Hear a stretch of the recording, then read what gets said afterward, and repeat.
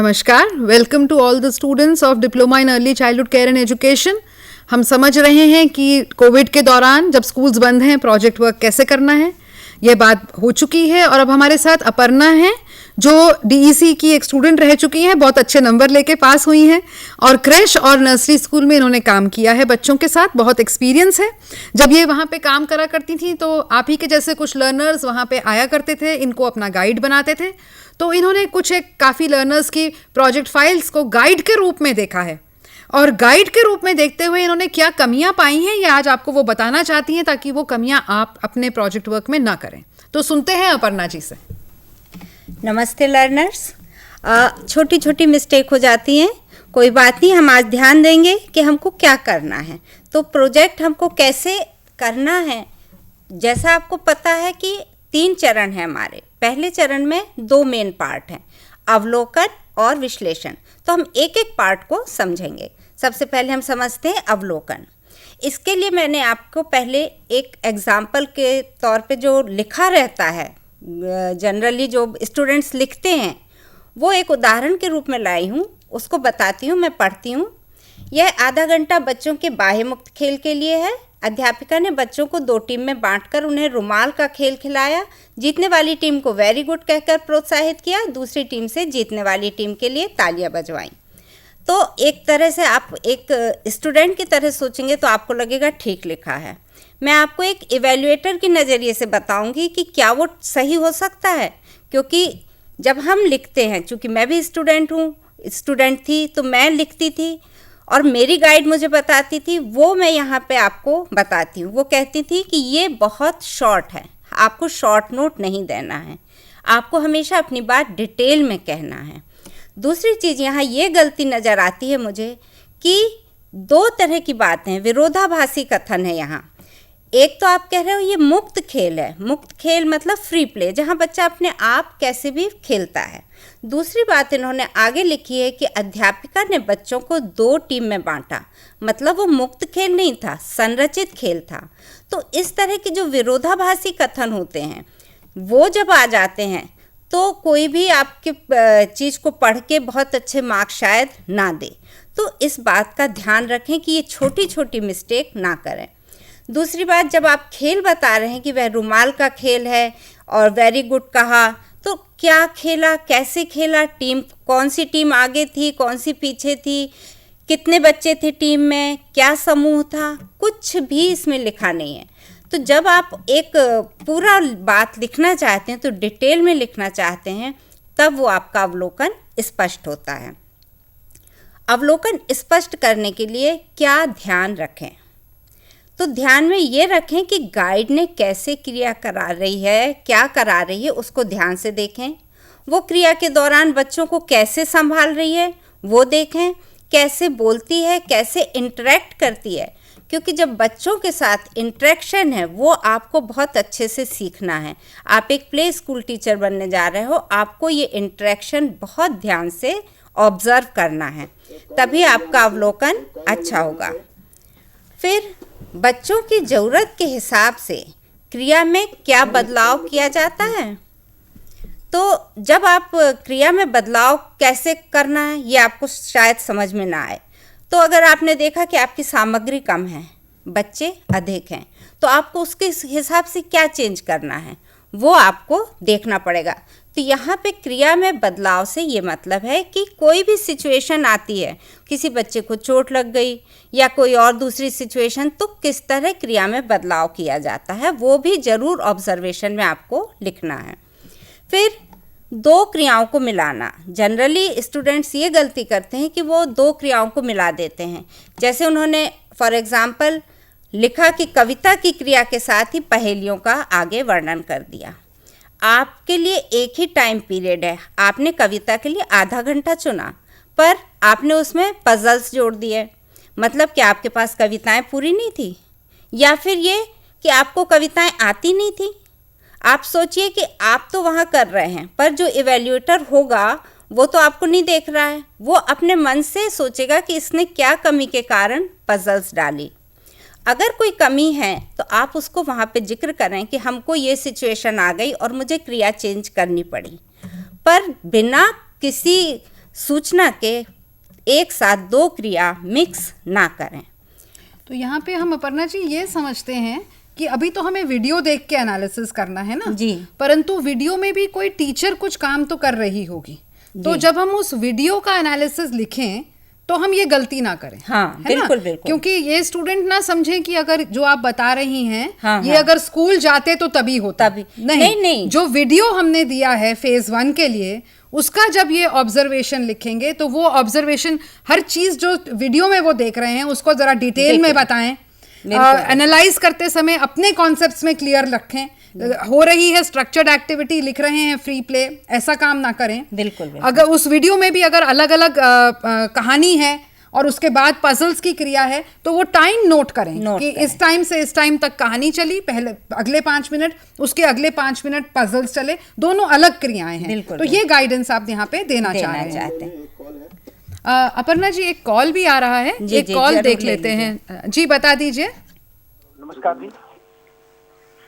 जी लुधियाना से बोल रहा हूँ। हाँ जी मैडम मैंने एक बात पूछनी थी। मेरा अभी प्रोजेक्ट वर्क का जो रिजल्ट है वो प्रोसेस में नहीं है, वो कुछ नहीं दिखा रहा। मैंने अभी बोला इस बात को कि अगर आपका प्रोसेस रिजल्ट पे नहीं है तो लगभग ये मान के समझें कि वो रीसबमिट है, क्योंकि जहाँ तक मुझे जानकारी है जितने भी स्टूडेंट पास हुए थे उनका रिजल्ट दिखा रहा है, नंबर दिख रहे हैं उनके, और जो स्टूडेंट पास नहीं होते हैं उनके कोई नंबर नहीं दिखते हैं ग्रेड कार्ड पे, उनके ईमेल में कमेंट शीट जाती है, पर इग्नू की तरफ से कमेंट शीट जाने में थोड़ा समय लगता है। आप चाहें तो 2-4 दिन और रुक जाएं, परंतु जो मेरी जानकारी है लगभग सभी अंक एंटर हो चुके हैं। जिनके भी ग्रेड कार्ड पे नंबर नहीं दिख रहे हैं प्रोजेक्ट के, वो यह समझें कि यह रीसबमिशन ही है, क्योंकि रीसबमिशन के नंबर नहीं दिखाते हैं। हम केवल वो नंबर दिखाते हैं जब स्टूडेंट पास हो जाता है। रीसबमिट के लिए हमने एक बात और पूछ रही थी। अभी मैंने पूरा प्रॉपर तरीके से जैसे गाइडलाइन थी वैसे मैंने वो किया था, तो वो अभी समझ नहीं आ रहा अभी वो क्यों ऐसे। आपके पास जो कमेंट शीट आएगी वही है समझने की, आप वेट कर लीजिए। अगर आपका रीसबमिट में है तो कमेंट शीट ज़रूर आएगी। इसमें आप ये ध्यान रखें कि आपने कौन सी ईमेल से सबमिट किया था। जिस ईमेल से प्रोजेक्ट आपने सबमिट किया था और जो ईमेल आपने लिखी थी प्रोजेक्ट सबमिशन के समय, वहीं पे कमेंट शीट आएगी। कमेंट शीट में जो लिखा होगा वही फाइनल है, और कोई बात हम यहाँ से नहीं बता सकते आपको। हाँ जी, कमेंट शीट अगर नहीं आती है तो मैं आपको यही कह रही हूँ कि लगभग कमेंट शीट सबको मिलने के भेजी जा रही है, जहाँ तक मुझे जानकारी है स्टूडेंट इवैल्यूएशन डिवीजन से। आप समझ सकते हैं लर्नर्स कितने ढेर हैं, 14,000, तो किसी को पहले किसी को बाद में तो मिलेगी। कई स्टूडेंट्स को मिल चुकी है। आपको भी अगर नंबर नहीं दिखाता वो 1-2 दिन में, तो आप रीसबमिट का केस ही अपना समझिए, आपको कमेंट शीट आ जाएगी। ये लास्ट कॉल ले लें, फिर हमें आगे भी बात करनी है, इसके बाद और कॉल थोड़ा रुक के लेंगे। जी बताएं। नमस्कार मैम जी मेरा सवाल ये है मैम, अगर मेरी पहले से बनाई हुई है प्रोजेक्ट फाइल, अगर उसमें कोई त्रुटियां आ जाती हैं तो मुझे बैक डेट्स पर ही बनानी पड़ेंगी या नए सिरे से फिर से मेरे को ये सब करना पड़ेगा और बच्चों के साथ? मैडम बैक डेट कुछ नहीं है।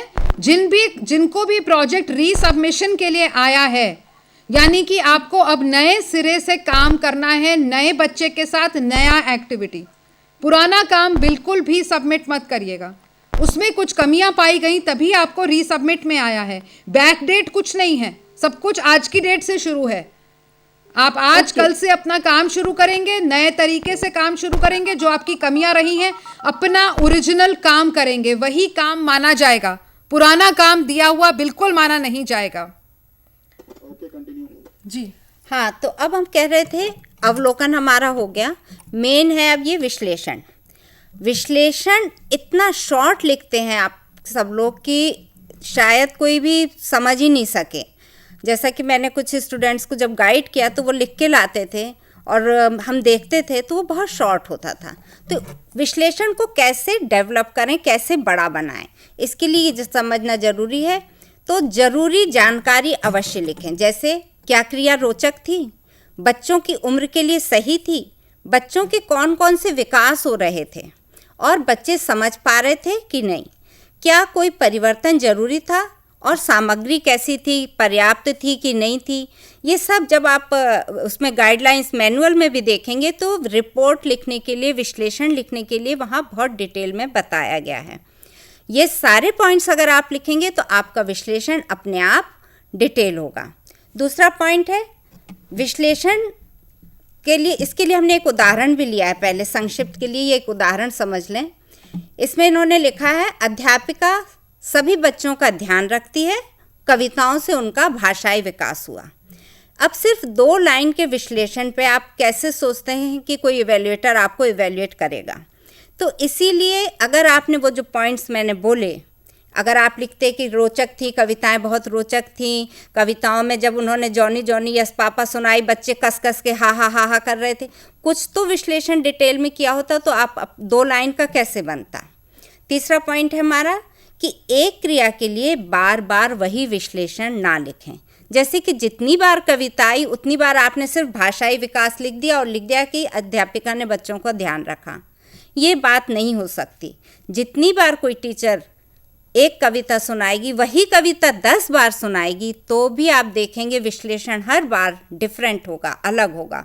क्योंकि जब भी हम बच्चों के साथ कोई काम करते हैं तो हर बार बच्चे अलग तरह से अपने आप को एक्सप्रेस करते हैं, रिएक्ट करते हैं, इसलिए हमेशा विश्लेषण आपका डिफरेंट होगा। हाँ, विकास सेम हो सकता है पर बाकी विश्लेषण आप ध्यान देंगे तो आपको अलग अलग मिलेंगे।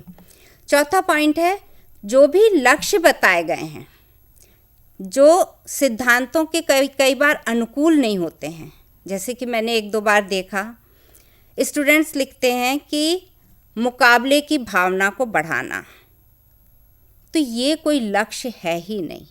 ज़्यादा देर तक बच्चों के बैठने की आदत डालना, जब आपकी क्रिया सत्र बहुत अच्छी होगी, इंटरेस्टिंग होगी तो बच्चा तो खुद ही नहीं हिलेगा।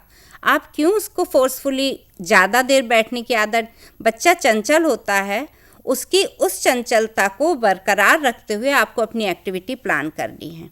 फिर जल्दी जल्दी काम कराना, बच्चों से क्यों जल्दी में आप काम कराना चाहते हैं? हर बच्चा अलग टाइम लेता है। कोई बच्चा वही चीज़ 2 मिनट में सीखता है, कोई बच्चे को 2 दिन लगते हैं। तो बच्चे के हिसाब से चलें और वैसे ही लक्ष्यों को लिखें। तो यानी आप यहाँ पे ये बता रही हैं अपर्णा जी कि जो हमारे बाल विकास के जो मूल सिद्धांत हैं जी, ये लक्ष्य उसके अनुरूप नहीं है। बिल्कुल नहीं है। हमें तो अपने लक्ष्य रखने हैं कि विभिन्न प्रकार का विकास कैसे हुआ। जी, हम यह बताएं कि फला एक्टिविटी से किस किस क्षेत्र में विकास हुआ। और अगर आपको विकास नहीं समझ आते हैं तो आप बार बार DEC 1 देखिए, उसमें विकासों को बहुत अच्छे से समझाया है। जी ठीक है, तो अब हम दूसरे चरण पे आते हैं। दूसरे चरण में क्रिया सत्र बनाई जाती हैं। एक्टिविटी जो हमारी है क्रिया सत्र, उसके लिए हम 4 शीर्षकों में काम करते हैं। उन 4 शीर्षकों को समझना बहुत ज़रूरी है। अधिकतर क्या होता है, मिक्स हो जाता है। आपने लक्ष्य में सामग्री लिख दी, सामग्री में विकास लिख दिया और योजना में रिपोर्ट लिख दी। तो अगर हम चारों अपनी शीर्षकों को अच्छे से समझ लेंगे तो उस हिसाब से हम काम करेंगे। पहला शीर्षक है लक्ष्य। लक्ष्य के अंतर्गत बच्चों में होने वाले विकास को लिखें। कभी कभी लक्ष्य के अंतर्गत क्रिया सत्र का शीर्षक ही लिख देते हैं। फॉर एग्जाम्पल, अगर आपने लिखना है, आपका शीर्षक है क्रिया सत्र का आकार की संकल्पना, तो आपके विकास होंगे संज्ञानात्मक विकास। पर आप लिखेंगे अगर उसमें कि सिर्फ आकार की संकल्पना, या जैसे आपने कहा कि डूबने और तैरने की क्रिया दिखा रहे हैं आप, और विकास में लिखा डूबने और तैरने का विकास, तो ये कोई विकास नहीं हुआ। विकास उस क्रिया से जो बच्चों में हो रहे हैं वो लिखना है। संज्ञानात्मक विकास, भाषाई विकास, और एक क्रिया से, जैसा कि रेखा मैम ने कहा, कई सारे विकास होते हैं, तो उन विकासों को ध्यान दें और उन पर ही काम करें। फिर दूसरा पॉइंट है कि यदि किसी क्रिया में कुछ सामग्री प्रयोग की गई है, कई क्रिया सत्रों में सामग्री नहीं लगती, कोई बात नहीं, पर यदि किसी क्रिया सत्र में सामग्री है तो उसका जरूर से उल्लेख करें। तो आप घर पे बैठ के कर रहे हैं तो भी आपको मैम ने बताया कि आप अपनी सामग्री तैयार करें। उन सामग्री के आप फ़ोटो भी डाल सकते हैं, और आपके पास अगर बच्चे हैं और आप उनको सामग्री दिखा रहे हैं तो वो आपकी फ़ोटो भी आप डाल सकते हैं सामग्री दिखाती है, और लिख भी सकते हैं कि आपको क्या सामग्री आपने बनाई और क्या सामग्री ली। तीसरा है क्रिया की विषय वस्तु के अंतर्गत ये लिखें कि कैसे ठीक है। हाँ, क्रिया सत्र के विभिन्न शीर्षक जो भी हैं उनमें लिखें कि क्रिया विषय वस्तु, चौथा तीसरा था विषय वस्तु, कि कैसे खेल क्रिया कराई जाएगी। मतलब आप पहले से एक योजना बना रही हैं, उस योजना को अच्छे से लिखें कि आप किस तरह, और इसके लिए गाइडलाइन में, मैनुअल में बहुत अच्छे से समझाया है। जैसा कि मैम ने बताया, एक अच्छी क्रिया सत्र है और एक कम अच्छी योजना है ना, तो उसको भी आप बताएं। और चौथा हमारा पॉइंट है, रिपोर्ट को लिखते समय जरूर लिखें कि बच्चों को खेल क्रिया कैसी लगी, कितनी समझी, क्या सुधार करने होंगे। कोई भी खेल क्रिया एक बार में नहीं समझ में आती, बार बार करनी होती है, ये इवैल्यूएटर्स को पता होता है। परंतु अगर वो नहीं समझ रहे हैं तो उसका जिक्र जरूर करें कि हाँ, मुझे ये क्रिया बार बार करानी होगी। फिर आपने सामग्री का प्रयोग कैसे किया, सामग्री कहीं कम तो नहीं पड़ी, जो भी बात है उसको साफ साफ लिखें। और रिपोर्ट को कैसे लिखें, इसके लिए आप हिंदी मैनुअल में पेज नंबर 41 और 42 पर भी देख सकते हैं। अब जब हम ये तीसरे चरण पे जाते हैं, तीसरा चरण आपके 5 दिन के खुद के कार्य का है। जैसा कि नई गाइडलाइन के हिसाब से आपको करना है, परंतु आपको 5 दिन का टाइम टेबल, पाठ्यचर्या निर्मित करना है। पाठ्यचर्या जब आप निर्मित करें तो जो भी उसके सिद्धांत हैं, एक बार उनको फिर से रिवाइज करें, फिर से पढ़ें और तब अपनी पाठ्यचर्या बनाएं। पाठ्यचर्या बनाते समय ये जरूर ध्यान रखें कि बच्चों के सारे विकास पूरे हो रहे हों। ऐसा नहीं कि एक दिन आपने सारी क्रियाएं आउटडोर प्ले वाली कर दी और एक दिन आपने सारी क्रियाएं क्लासरूम में कर दी, तो फिर सारे तरह के विकास पॉसिबल नहीं होते हैं। तो ये छोटी छोटी बातों को आप ध्यान रखें। फिर थर्ड फेज में जो एक क्रिया सत्रों का वर्णन है वो same to same second phase जैसा है, इसमें आपको ज़्यादा समझने की ज़रूरत नहीं है। जैसे आपने सेकंड फेज में 30 क्रिया सत्र करे हैं, यहाँ आपको 15 या 20 करना है। कम से कम 15 और अधिक से अधिक 20 क्रिया सत्रों को लिखना है, पर लिखना वैसे ही है जैसे कि आपने सेकंड फेज में लिखे हैं। लक्ष्य, सामग्री, विषय वस्तु और रिपोर्ट, तो यही 4 उसमें आपको पूरी क्रिया सत्र लिखनी है। इसके बाद इस चरण के लिए जो आपने पाठ्यचर्या बनाई है उसी के अनुरूप क्रिया सत्र लिखना है। आपने पाठ्यचर्या में जैसे पहले दिन लिखा कि फर्स्ट पीरियड में आप शारीरिक क्रिया कराएंगे, परंतु जब आप क्रिया सत्रों का डिटेल लिखने लगे तो आपने दूसरी क्रिया लिख दी, आकार की क्रिया लिख दी। तो ये नहीं होना चाहिए। जो आपका पहला टाइम टेबल का पहला पीरियड है वही पहली क्रिया सत्र होनी चाहिए। और जैसा कि मैम ने कहा कि बच्चों का स्वागत, प्रार्थना, भोजन का समय, ये सब क्रिया सत्रों में नहीं गिने जाएंगे। तो जहाँ तक मेरे ख्याल से समझ में आता है, इसके अलावा आपको पता है बहुत चार्ट से ना पढ़ाएं, प्ले वे मेथड से पढ़ाएं। आपको बच्चों की बनाई हुई सामग्री जरूर लगाएं, क्योंकि जो भी आपने, यदि आपकी मॉक क्रिया है तो बात दूसरी है, पर अगर आपने किसी बच्चे के साथ इंटरेक्ट किया है और बच्चे ने कोई भी काम किया है तो उसको आप ज़रूर करें। तो इस तरह से मुझे लगता है कि ये छोटी छोटी बातों का आप ध्यान रखेंगे तो रेखा जी, हाँ, मेरे ख्याल से बहुत अच्छा आपने समझाया। और ये बहुत एक इम्पॉर्टेंट पॉइंट है कि सिर्फ ये ना कहें कि हम स्मार्ट बोर्ड से पढ़ा देंगे या केवल ऑडियो वीडियो का ही प्रयोग करेंगे। आपकी प्रोजेक्ट फाइल में अलग अलग किस्म की खेल पद्धतियाँ दिखनी चाहिए। जो भी DEC 1 में अलग अलग किस्म की एक्टिविटीज़ आपने करी हैं, कभी सामूहिक खेल हो, कभी छोटे ग्रुप में खेल हो, कभी इंडिविजुअल एक्टिविटी हो, कहानी सुनाने के बाद 3 या 4 सत्र केवल कहानी सुनाने के ऊपर हैं। अगर 3 या 4 सत्र में अलग कहानी के बाद अलग अलग तरीके का एक्टिविटी कराई हो, यह सब एक वैरायटी जो है आपके उसमें, केवल ऐसा ना लगे कि आप बोल रहे थे और बच्चे सुन रहे थे। अब आपको जब नया काम करना है, और साथ में अब आप लोग कॉल्स भी भेज सकते हैं, अगर कोई फ़ोन करके पूछना चाहे तो पूछें, हम तब तक और अपनी बात आपको बताते हैं। अब तो आपको नए तरीके से काम करना है। जो भी आपने किया वो स्कूल में किया था, अब तो ये बात तय है कि स्कूल में कुछ है ही नहीं। अब तो आपको सभी को एक बच्चे के साथ अपना काम करके दिखाना है। सारी जो फेज 1 है उसमें अब किसी टीचर का अवलोकन रहा ही नहीं, वीडियोस का अवलोकन करना है, लिखने का तरीका पुराना है।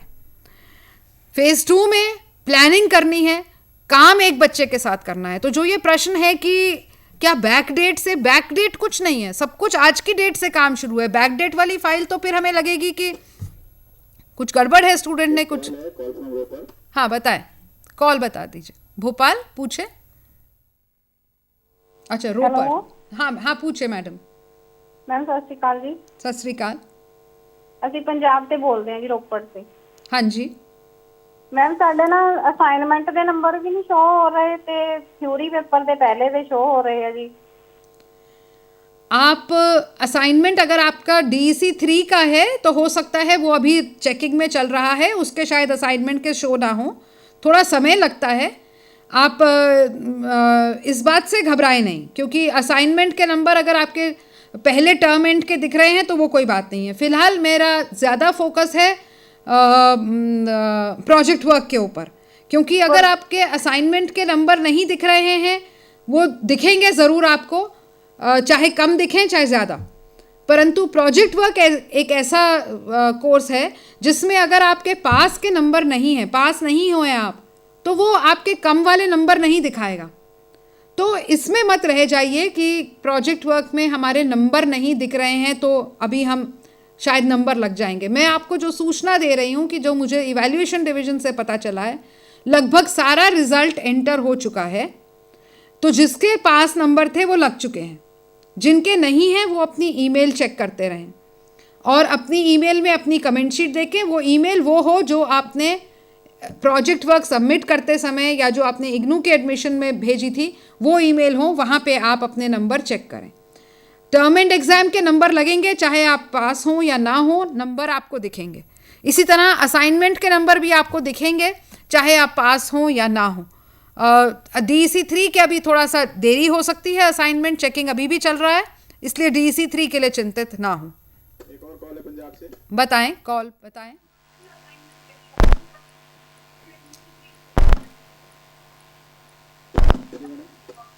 पूछिए पंजाब, आप फ़ोन पूछें। फजिल्का से फ़ोन है, आप पूछिए मैडम। नमस्कार मैम। हाँ जी नमस्कार। हेलो। हाँ जी सुन पा रहे हैं, आप बोलिए। आगे बोलिए। हेलो। हाँ मैं सुन पा रही हूँ, आप बोलिए। नहीं कि एक असाइनमेंट क्या रिजल्ट नहीं आया ये फाइल के ऊपर। मुझे आपकी बात नहीं समझ आ रही, थोड़ा सा क्लियरली बोलिए। नहीं, इसे एक पार्ट के ना असाइनमेंट का रिजल्ट नहीं आया अभी तक। कोई बात नहीं, मैंने अभी बोला ना, असाइनमेंट का DEC 3 का रिजल्ट अभी चेक होने में थोड़ा समय लगेगा, थोड़ा सा 10-15 दिन लगेंगे। DEC का रिजल्ट थोड़ा सा असाइनमेंट का चेक होने में थोड़ा समय लगेगा। आप अपने प्रोजेक्ट वर्क पे ध्यान दीजिए। अगर प्रोजेक्ट वर्क में आपका रीसबमिशन आया है तो उसको बनाइए। असाइनमेंट के रिजल्ट और टर्म एंड के रिजल्ट आपको दिखाई देंगे, चाहे आप पास हों चाहे ना पास हों, असाइनमेंट और टर्म एंड के रिजल्ट दिखेंगे। पर प्रोजेक्ट में अगर आपने क्लियर नहीं किया है तो वहाँ पे रिजल्ट नहीं दिखाते हैं, वो आपकी ईमेल पे कमेंट शीट जाती है रीसबमिशन की, इसलिए उस पर ध्यान दें और उसके लिए ज़्यादा चिंता में रहें। चिंता मतलब वो काम करें। मैडम कंटिन्यू, आप कॉल नहीं है, 5 मिनट लेफ्ट जी। तो हम आपको जो मेन मैसेज आज आपको हम यही देना चाह रहे हैं कि मैसेज केवल एक और एक ही है। प्रोजेक्ट वर्क को, प्रोजेक्ट गाइडलाइंस के जो न्यू गाइडलाइंस हैं, जो इग्नू वेबसाइट और आपकी खन्ना की वेबसाइट और हर रीजनल सेंटर की वेबसाइट पे है, उसके हिसाब से ओरिजिनल काम करके अपना काम, अपने हाथ से लिखा हुआ काम, टाइप्ड काम नहीं, अपने आप पढ़ के खुद समझ के अपना काम खुद करिए। जिस तरीके से प्रोजेक्ट मैनुअल में बताया गया है और न्यू गाइडलाइंस में बताया गया है वही करिए। काम बहुत आसान है, परंतु जब हम अपने ऊपर भरोसा न रखते हुए अपने आसपास के लोगों का या इंटरनेट से या बाज़ार से या दुकान से लेके प्रोजेक्ट वर्क सबमिट कर देते हैं, तब वहाँ पे गड़बड़ होती है। तो समय को बचाना है। अभी भी आपको यूनिवर्सिटी ने दूसरा मौका दिया है, आप सभी को रीसबमिट करने के लिए एक और चांस दिया है। इसीलिए अपने आपके जो कम नंबर हैं वो दर्शाए नहीं हैं वहाँ पे। ये यूनिवर्सिटी की तरफ से आप एक सोचिए कि यूनिवर्सिटी ने आपको फैसिलिटेट किया है, किसी के भी कम नंबर वाला प्रोजेक्ट जो है वो नंबर वहाँ पे दर्शाए नहीं गए हैं, आपको वापस दिया गया है टाइम कि आप प्रोजेक्ट वर्क करिए। आप महीने भर में 30 दिन में सही प्रोजेक्ट वर्क ओरिजिनल केवल अपना खुद अपने दिमाग से किया गया, खुद अपनी लिखाई से लिखा हुआ, केवल लिखाई अपनी नहीं, काम भी आपका, ये नहीं कि दोस्त की फाइल और हमने लिख ली, ऐसे नहीं। आप सबमिट करिए, यूनिवर्सिटी बिल्कुल तैयार है आपके प्रोजेक्ट वर्क दोबारा इवैल्यूएट करने की, और सही प्रोजेक्ट वर्क पे ऐसा कोई रीज़न नहीं है कि आपका काम पास में नहीं होगा। परंतु वंस अगेन, अगर आपने कहीं इधर उधर से काम ले लिया है तो फिर इवैल्यूएटर्स को भी पता होता है, जो हमारे पूरे देश भर में फैले हैं, कि फिर पास होने में मुश्किल होगी और समय नष्ट होगा। वैरायटी रखिए काम में, केवल चित्र और चार्ट ही दिखा दिखा के अब तो केवल एक बच्चे से काम करना है। अपनी कल्पना यूज़ करिए, अपने इमेजिनेशन यूज़ करिए, और अपनी फाइल को ऐसा लगे आपकी फाइल को पढ़ के कि वाकई में आप प्री स्कूल बच्चों के साथ प्ले वे मेथडोलॉजी से काम कैसे करना है आप भली भांति समझ गए हैं। यह बात आपके प्रोजेक्ट फाइल से नज़र आनी चाहिए। टर्म एंड में अगर किसी का दोबारा से पेपर पास नहीं हुआ है तो दोबारा एग्ज़ाम फॉर्म भर दीजिए, वो एग्ज़ाम फॉर्म पोर्टल पे खुला है, पेपर फरवरी में होंगे। और प्रोजेक्ट वर्क के लिए सबमिशन जो है वो सॉफ्ट कॉपी में इग्नू का पोर्टल है, फिलहाल 15 दिसंबर की डेडलाइन है वहाँ पर। रीसबमिट वाले स्टूडेंट्स बिल्कुल भी चिंता ना करें, उनके लिए टाइम ज़रूर बढ़ाया जाएगा ताकि आपको प्रॉपरली 30 डेज मिलें अपना काम अच्छा करके सबमिट देने के लिए। इसलिए 15 दिसंबर की डेडलाइन अभी जो दिख रही है उसको घबराएं नहीं, चाहे न्यू स्टूडेंट्स के लिए वो डेडलाइन बढ़े या ना बढ़े, 15 दिसंबर ही रहे ये मैं नहीं कह सकती, परंतु रीसबमिट स्टूडेंट्स के लिए ज़रूर आपको टाइम दिया जाएगा। 1 महीने का कम से कम आपको टाइम दिया जाएगा, और ज़्यादा भी, जब तक हमारी तरफ से लास्ट कमेंट शीट जाएगी आपको वो 1 महीने का टाइम दिया जाएगा। यानी समय बहुत है, काम बढ़िया करिए, काम ओरिजिनल करिए, काम पढ़ के और समझ के करिए। अपने स्टडी सेंटर में, खासकर खन्ना के स्टूडेंट्स को मैं कहूँगी कि रीजनल सेंटर ने आपके स्टडी सेंटर्स के थ्रू भी काउंसलिंग सेशंस करे हैं। मैं जानती हूँ कि लुधियाना और दूसरे सेंटर्स ने काउंसलिंग कंडक्ट भी करी है। हर स्टूडेंट्स को मैं यही कहूँगी, please participate in online counselling sessions so that आपका काम जल्दी हो और सही काम हो। अगर अब और कोई कॉल नहीं है तो हम यहाँ पे अपने कॉल्स नहीं है, प्लीज वाइंड अप। ओके, तो इसी के साथ हम अगले हफ्ते 10 तारीख को दोबारा हम आपका यही सेशन लेंगे। आपके पास जो नोटिफिकेशन गया है उसमें शायद 3:30 से 5 कहा है, परंतु आज ही कुछ चेंज हुआ है और 10 दिसंबर का सेशन 3:30 से 5 नहीं होगा, 4 से 5 होगा। तो अगर आप इस एक हफ्ते में अपना काम शुरू कर देते हैं दोबारा प्रोजेक्ट वर्क का, आपको कोई डिफ़िकल्टी है, कोई कन्फ्यूजन है, असाइनमेंट में कोई डिफ़िकल्टी या कन्फ्यूजन है, तो वो हम आपका दोबारा से 10 तारीख को 4 से 5 के टाइम में दोबारा हम यहाँ होंगे टेलीकॉन्फ्रेंसिंग में और आपकी क्वेरीज हम लेंगे। तब तक अपना कार्य शुरू करिए। असाइनमेंट और टर्म एंड के एग्ज़ाम के नंबर लगे या नहीं लगे उसकी चिंता ना करिए, प्रोजेक्ट वर्क पे कंसंट्रेट करिए। जब भी असाइनमेंट के नंबर अगर पास नहीं होने वाले आते हैं तो असाइनमेंट दोबारा करना होगा। टर्म एंड के नंबर अगर पास होने वाले नहीं आते हैं तो टर्म एंड का पेपर दोबारा देना होगा। अगर आपको लगता है पेपर अच्छा नहीं हुआ तो तुरंत फॉर्म अभी भी भर दीजिए। इसी के साथ आप सब लोगों को अभी अपर्णा जी और मैं आपको थैंक्स करते हैं कि आप लोगों ने हमारा सेशन सुना और समझा, और आपको हम ऑल द बेस्ट कहते हैं और अपनी तरफ से आश्वासन देते हैं कि यूनिवर्सिटी आपका हर तरह से सहयोग करने के लिए तैयार है, पर आप भी अपना कदम बढ़ाएं और अच्छा ओरिजिनल काम करके हमें दें। नमस्कार।